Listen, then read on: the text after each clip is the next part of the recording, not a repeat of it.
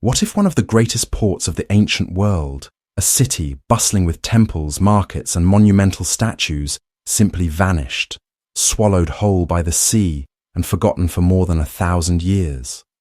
For centuries, Heracleion was spoken of in whispers, a name found only in fragments of ancient texts, a place many believed to be nothing more than a myth.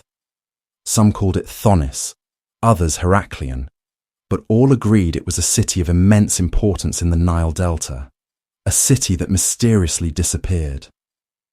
Heracleion was Egypt's gateway to the Mediterranean, a port where Greek traders first set foot on Egyptian soil, where cultures mingled, and where gods were worshipped in ceremonies of astonishing grandeur. Yet, despite its significance, the city's traces seemed to vanish from history. By the Middle Ages, it was lost entirely, remembered only through stories that blurred the line between history and legend. That is, until the year 2000, when underwater archaeologist Franck Goddio and his team made a discovery that would change everything. Off the coast of modern Alexandria, beneath layers of sand and sea, they found colossal statues of ancient gods, stone temples still intact, ships buried in mud, and treasures untouched for over a millennium. It was a find so extraordinary that newspapers around the world called it Egypt's Atlantis. Unlike Plato's mythical island, however, this Atlantis was real. The rediscovery of Heracleion was not just about uncovering a sunken city. It was about resurrecting a forgotten chapter of Egyptian history, one that revealed the powerful blend of commerce, religion, and myth that made this city thrive. But it also left behind questions. How could a city so central to Egypt's prosperity vanish without a trace? What force of nature or fate could erase it from the map? To answer that, we must first travel back in time to the shores of the Nile Delta, where Heracleion once stood, and see how it rose to greatness before its dramatic fall beneath the sea. To understand the mystery of Heracleion, we must first picture where it once stood. The city rose on the edge of the Nile Delta, the great fan-shaped plain where the river branches spilled into the Mediterranean Sea. In antiquity, this was one of the most important crossroads of the ancient world. The delta's fertile soil fed Egypt, and its waterways carried ships laden with grain, gold, papyrus, and exotic goods. At the very mouth of this network, Heracleion became the natural gatekeeper between the Nile's riches and the wider Mediterranean world. Heracleion, called Thonis by the Egyptians and Heracleion by the Greeks, flourished around the 6th century BC. This was a time of transition when Egypt was beginning to open its doors to foreign trade more than ever before. For Greek merchants sailing from their distant islands and city-states, Heracleion was the first Egyptian city they encountered. Imagine the scene. Ships with billowing sails docking at their harbours, cargo unloaded onto busy quaysides, voices speaking in multiple languages as Egyptians and Greeks haggled, bargained, and forged new alliances. But Heracleion was not just a marketplace. It was also a city of temples and rituals, a place where religion and commerce intertwined. At its heart stood the magnificent temple of Amun, the supreme god of Egypt. This was no ordinary sanctuary. It was where pharaohs themselves came to seek divine approval, performing sacred rites to legitimize their rule. Herodotus, the Greek historian who visited Egypt in the 5th century BC, described seeing great processions of sacred boats and festivals dedicated to Osiris, Egypt's god of the afterlife and rebirth. The city's geography gave it both power and peril. Surrounded by water, with canals and harbours threading through it, Heracleion was a floating hub of wealth. Yet this very closeness to the sea and the Nile made it fragile. The same waters that carried prosperity could one day turn against it. For centuries, the city thrived, bridging Egypt and Greece, not only through trade, but also through culture and myth. Greek settlers brought their stories. Some claimed that Heracles himself, the legendary hero, had once set foot here, giving the city its Greek name. Others told of Helen of Troy, who, according to myth, sought refuge in Heracleion before the Trojan War. In this mingling of legend and reality, Heracleion became a city that lived both in history and in myth. And yet, after centuries of prosperity, Heracleion began to fade from records. Other ports rose in importance, particularly the new city of Alexandria, founded by Alexander the Great in the 4th century BC. By the late antiquity period, Heracleion seemed to vanish altogether. For over 1,000 years, its name survived only in crumbling manuscripts and scattered references. Where it had stood, no one knew, until, of course, its ruins were found beneath the waves. But before we explore its rediscovery, we must first understand the mystery that puzzled scholars for centuries. How could a city so important disappear without leaving a trace on land? For centuries, Heracleion was a ghost of history, a name that drifted through the writings of ancient authors, but with no visible trace on earth. Herodotus, the Greek historian, mentioned a great temple where pharaohs sought the blessing of the gods. Strabo, the geographer, spoke of a city at the mouth of the Nile. Inscriptions and scattered texts confirmed that such a place existed. Yet, for all their words, not a single stone of Heracleion was ever found on land.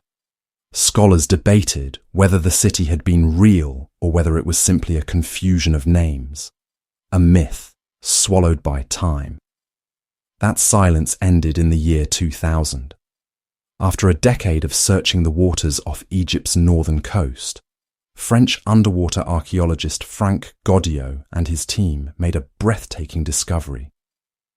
Beneath layers of sand and silt 6.5 kilometers from today's shoreline, they found a vast, submerged city frozen in time. Stretching across 11 square kilometers of seabed lay the remains of Heracleion. The discoveries were staggering. Colossal statues of gods and pharaohs, some weighing more than 5 tons, lay toppled but remarkably preserved in the soft mud. Temple ruins rose from the seabed, their inscriptions still legible. Dozens of ships were found buried in the silt, astonishingly intact, as if waiting for their final voyage.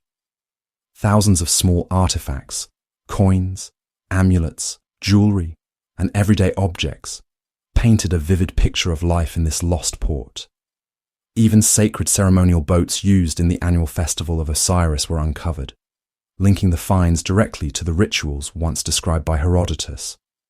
But the greatest mystery was not what was found, it was what had happened. How could a city so grand and so central to Egypt's life vanish beneath the sea, without leaving any memory of its physical location?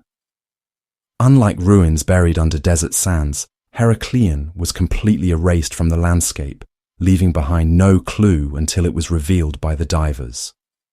This enigma is what makes Heracleion so compelling. It is not just a rediscovered city, it is a city that lived in legend for centuries, only to rise again from the sea floor.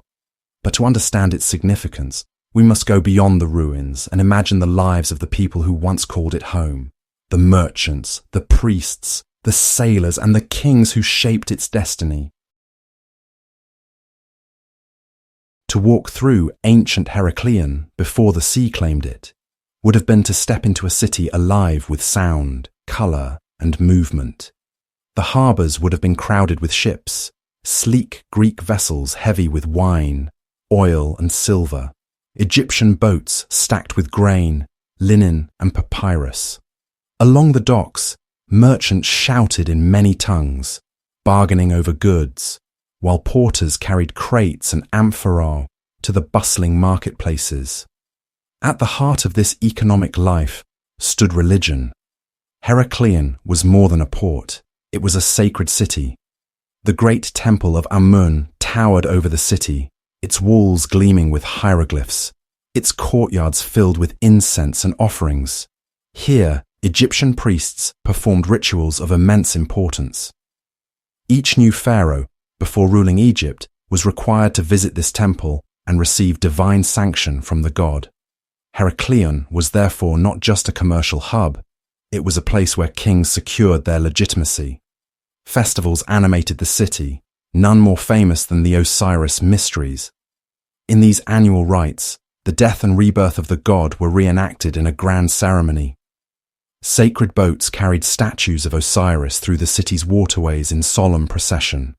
Thousands of citizens, priests, and visitors from afar would line the canals to witness the spectacle. The recent discoveries of ceremonial boats buried in the seabed show how deeply these rituals were woven into the city's identity.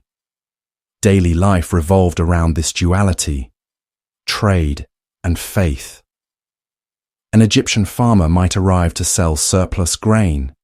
A Greek trader might disembark with exotic goods, and together they might witness the same religious procession. The city was a place of exchange, not just of goods, but of cultures. Greek settlers brought their myths with them, and these too found a home in Heracleion. It was said that Heracles, the Greek hero, had once passed through, giving the city its Hellenic name. Another legend claimed that Helen of Troy, the most beautiful woman of myth, sought refuge in Heracleion before the Trojan War erupted. These stories show how tightly the city was bound to both Egyptian tradition and Greek imagination. To the Egyptians, it was Thonis, the sacred port of Amun. To the Greeks, it was Heracleion, the place touched by their heroes. In this fusion of myth and daily life, Heracleion became a living bridge between two worlds. But this very closeness to water, which gave Heracleion its power and its beauty, also carried within it the seeds of destruction. The canals that carried sacred boats and merchant ships alike could just as easily become pathways for disaster. And as history would show, nature was preparing a reckoning that no ritual, no pharaoh, and no god could prevent. When Franck Goddio's team began studying the ruins of Heracleion, one of their first questions was the same that had puzzled historians for centuries. How could such a wealthy and powerful city vanish so completely? The answer, it turns out, lies not in myth, but in the shifting, unstable earth beneath its foundations. Geologists and archaeologists discovered that Heracleion was built on a fragile patch of the Nile delta, a landscape of soft clay and sand.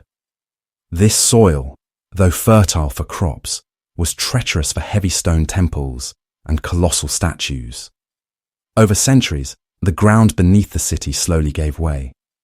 Scientists call this process liquefaction, where the earth becomes unstable, almost liquid, during floods or earthquakes.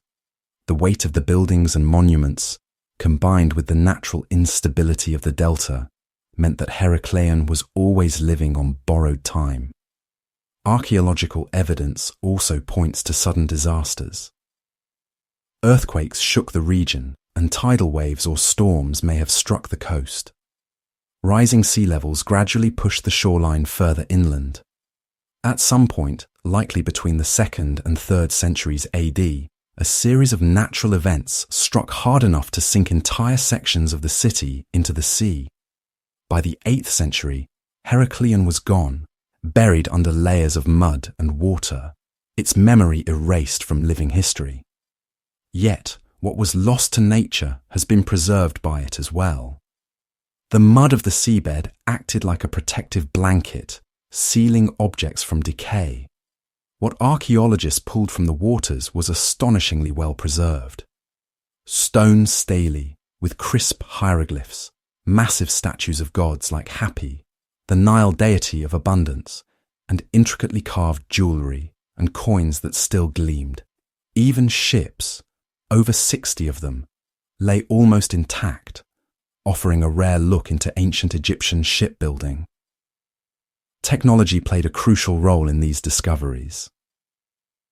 Using sonar scanning, satellite imaging, and magnetometers, researchers mapped the seabed before diving. This allowed them to identify outlines of canals, streets, and the foundations of temples. Piece by piece, they reconstructed Heracleon's lost landscape. What emerged was not just the ruins of a city, but an entire map of its harbours, sanctuaries and neighbourhoods, a city frozen in its final moments before disaster struck. The finds confirmed what ancient texts had hinted at. Heracleion was a city of extraordinary wealth and religious significance, the vital link between Egypt and the wider Mediterranean. Yet, while science has answered the question of how the city sank, it has not stopped others from asking why. And that has given rise to legends and theories far beyond the realm of geology. Whenever a great city disappears, explanations tend to move beyond science and into the realm of legend. Heracleion is no exception. Though geologists point to earthquakes, floods, and liquefaction as the causes of its downfall, alternative theories have captured the imagination of many. Some stories say the city was cursed. Because it was a place of immense religious importance, people believed that angering the gods could bring disaster. In Egyptian myth, divine punishment often came in the form of floods or the swallowing of the earth, images that eerily echo Heracleon's fate. To others, its destruction symbolized the decline of Egypt's old religion as newer faiths rose, as if the gods themselves had abandoned the city to the sea. The city's nickname, Egypt's Atlantis, also fuels speculation. Like Plato's legendary island, Heracleion was a wealthy, thriving city that vanished beneath the waves. Unlike Atlantis, Heracleion has been found, yet the comparison is irresistible. Some suggest that Heracleion might have inspired elements of the Atlantis legend itself, passed along in stories of a city swallowed by the sea. And then there are the more controversial ideas. Writers of alternative history have claimed that Heracleion possessed advanced technologies now lost to time, pointing to the precision of its statues and the scale of its harbours as proof of forgotten engineering knowledge. Others imagine connections to a network of lost civilizations, Atlantis in the west, Lemuria in the east, and Heracleion as one of many sunken worlds. While these theories are popular in books and documentaries, mainstream scholars remain skeptical. The archaeological evidence clearly shows a city built with known Egyptian techniques, thriving on trade and religion, and ultimately undone by natural forces. Still, the allure of mystery is powerful. The idea that Heracleion holds secrets beyond science keeps the story alive in ways that pure geology never could. What is certain, whether one believes in curses, Atlantis, or tectonic shifts, is that Heracleion has left an enduring legacy, one that continues to shape how we see both Egypt's past and the fragility of human achievement. And that legacy is what makes the city's rediscovery so meaningful today. The rediscovery of Heracleion is not just about uncovering ancient ruins. It is about restoring a missing chapter in the story of Egypt. For centuries, scholars believed that Herodotus and other ancient writers might have exaggerated or confused the city's existence.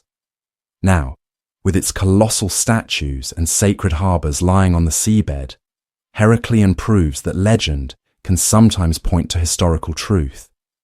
Its significance lies first in its role as a cultural bridge. Heracleion was the place where Greek merchants first entered Egypt, long before Alexander the Great founded Alexandria. It was here that Egyptian priests and Greek traders met face to face, exchanging goods, stories, and ideas. The artifacts pulled from the sea, coins from Greece, amulets of Egyptian gods, ships of mixed design, speak to a world where cultures blended in remarkable ways. Without Heracleion, we would know far less about this crucial moment of contact between civilizations. It also serves as a lesson in vulnerability. Heracleion was a mighty city, filled with temples, treasures, and thriving markets. Yet, nature swept it away in a matter of moments, or at most, a few centuries. The discovery is a stark reminder that even the most powerful human creations can be undone by the forces of the earth and sea. This theme resonates today in an age when rising seas once again threaten coastal cities around the world. Heracleon's legacy reaches beyond history into modern imagination. Since its rediscovery, exhibitions of its treasures have toured the world, drawing millions of visitors. Documentaries and news headlines have dubbed it Atlantis of the Nile, giving new life to old myths. In popular culture, it stands as proof that lost cities are not always fantasy. They can be real, waiting beneath the waves. And the story is not over. Archaeologists are still working at the site, carefully brushing sand from ancient stelae, raising ships from the seabed, and piecing together fragments of statues. Each year, new finds emerge, adding fresh details to the picture of life in this vanished city. Far from being a closed chapter, Heracleion is a living excavation, one that continues to surprise us with every dive. Heracleion's return from legend to reality reminds us of the boundless human drive to search, to question, and to rediscover. Its stones and statues, once thought lost forever, now speak again, carrying voices from a world drowned but not forgotten. Heracleon's story is one of myth made real. For centuries it lingered only in scattered texts and legends, dismissed by some as little more than a fable. And yet beneath the waves, it waited, a city of colossal statues, sacred temples, bustling harbours, and ceremonial boats, all preserved in silence until the modern age uncovered it once more. Its rediscovery reminds us that the boundary between legend and history is not always as firm as we imagine. Heracleion shows how a city can be both a real, thriving port of trade and worship, and a place wrapped in the aura of myth, linked to heroes like Heracles and tales of Helen of Troy. It reveals how fragile even the grandest civilizations can be, undone not by war, but by the slow, relentless power of the earth and sea. The truth may never be fully revealed, whether Heracleon's end came through a sudden catastrophe or a slow decline, but its legacy endures. Each artifact lifted from the seabed breathes life into a story once thought lost, teaching us that human history is as much about what is forgotten as what is remembered. And Heracleion is not the only mystery Egypt still holds. In the deserts and beneath the sands, countless secrets remain. In our next episode, we'll explore another enigma, the fabled labyrinth of Egypt, a structure so vast and complex that ancient writers claimed it rivaled the pyramids themselves. Did it really exist? And if so, where is it now? The search for answers continues. If you've enjoyed this journey into the lost world of Heracleion, don't forget to like, share, and subscribe so we can keep uncovering history's greatest mysteries together.